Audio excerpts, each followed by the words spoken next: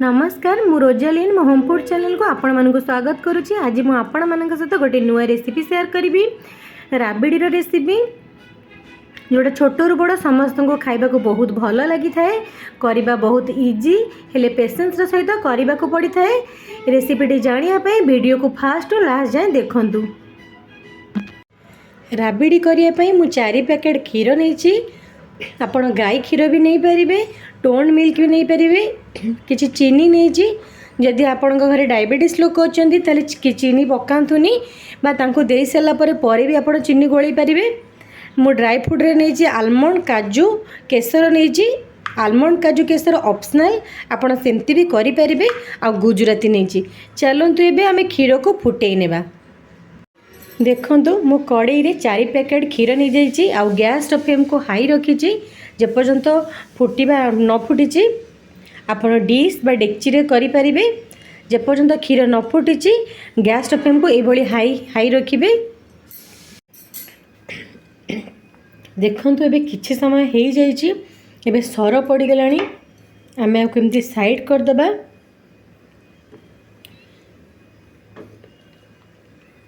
नहले कौन हम ना क्षीर उतुरी जीव।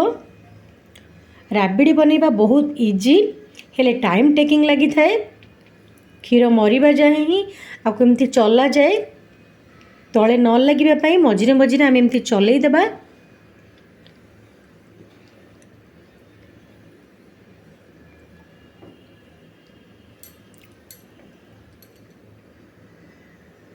देखंतु एबे क्षीर भल भाव फुटिलाणी। गैस फ्लेम को सब बेले लो रु मीडियम ही रखिबे। आउ राबिड़ी बसला बेले केबे छाड़ी की जीवेनी। जदि जीवे गैस फ्लेम को लो रखिबे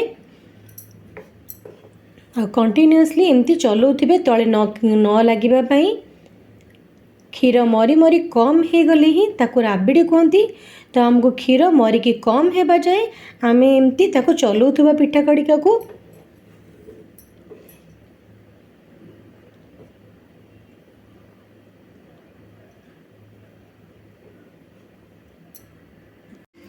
एबे 45 मिनिट हो साराणी। देखो क्षीर ये कमी जाइए। प्रथम राबिड़ी करिवार प्रथम ही शेष जाए आपण कौन करेंगे ना ए साइड रे केबे सर को लगेबेनी। लगेले कौन हम ना सुखीजीव। लास्ट रे आपण जदि गोलेबे सेटा गोले हेनी। तो प्रथम ही जेते भी सर पड़ुथिबो देखंतु एई भली क्षीर रे भल भाव में गोले दउथिबे।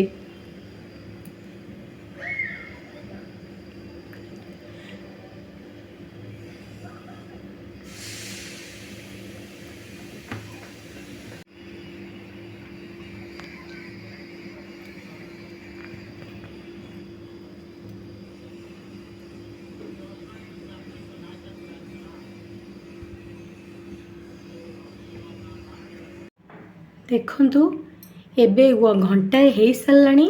जेहेतु मु प्रथम आपको भल भाव में गोलूली साइड रे किछि भी देखंतु सर लगिनी। गुजराती ऐड करिया पे बिल्कुल भी भूलिबेनी। एबे गुजराती पकई देबा। आपण जेतिकी खाइबे सेतिकी मीठा चीनी पकेबे। जदि डायबिटीज लोक खाउछंती प्रथम आमे देई सारला परे तापरे चीनी पकेबे। देखंतु मु अल्प चीनी ऐड कर देली। राबिड़ी तो धला थाए हल्का लाइट येलो कलर आसपी मु दुईटा केसर आड़ पकई देछि।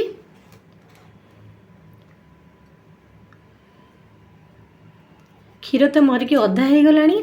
आउ अल्प समय आम हाई फ्लेम रे एमती कंटिन्यूअसली एमती गोली देबा। देखंतु एबे राबिड़ी हो सारी।